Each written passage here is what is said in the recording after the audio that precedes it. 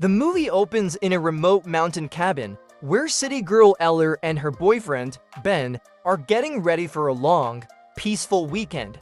Eller has just been laid off, and they both need a break from city life. But their peaceful retreat quickly turns into a nightmare as things around them start to take a disturbing turn. As they settle in, Alan notices odd details. The house seems to well kept for such an isolated location, with fresh food in the fridge and warm, crackling firewood already prepared. There's an eerie feeling she can't shake. Meanwhile, Ben chalks it up to her city nerves and shrugs it off. Later that night, the couple hears strange noises just outside the cabin, a scraping, scratching sound, as if something is dragging itself around the house.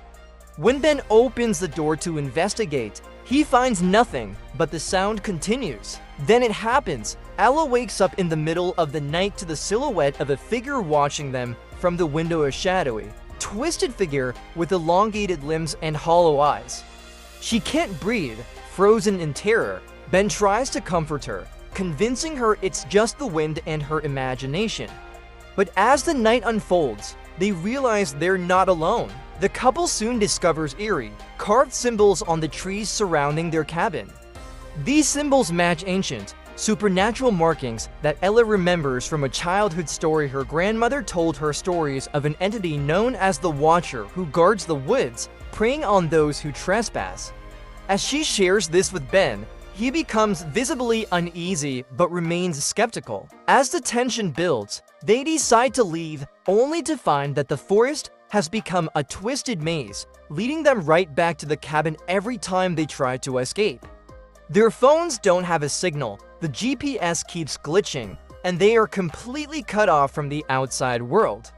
They become trapped in a horrific loop, where reality and nightmare intertwine.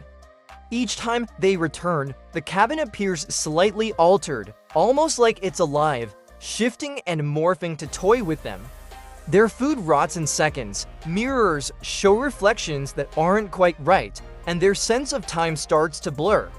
Days pass in what feels like hours, and their sanity begins to crumble as they hear laughter echoing from the woods. Ellen and Ben try to survive the night, only to realize that they are part of a sick game controlled by the Watcher. As Ella learns more about the supernatural entity through visions and eerie voices that speak to her in the dark, she uncovers the horrible truth.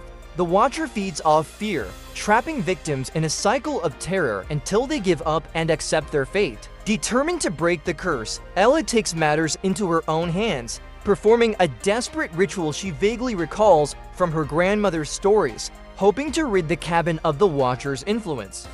But as she carries out the ritual, she realizes the entity had been waiting for her to do just that. In a spine-chilling twist, Ella accidentally opens a portal, freeing the Watcher into the world beyond the forest. In a final, harrowing scene, we see Ella and Ben staggering out of the woods, utterly broken but alive. They finally reach civilization, feeling an intense sense of relief until Ella catches her reflection in a nearby car window. Her face, twisted and hollow-eyed, reveals a horrifying truth: they never really left. They're still trapped outside, and the Watcher now has them forever. And there you have it, a horrifying, twisted journey that's as psychologically disturbing as it is terrifying. The ending leaves you questioning what's real and if anyone who dares to venture outside is truly safe from the Watcher.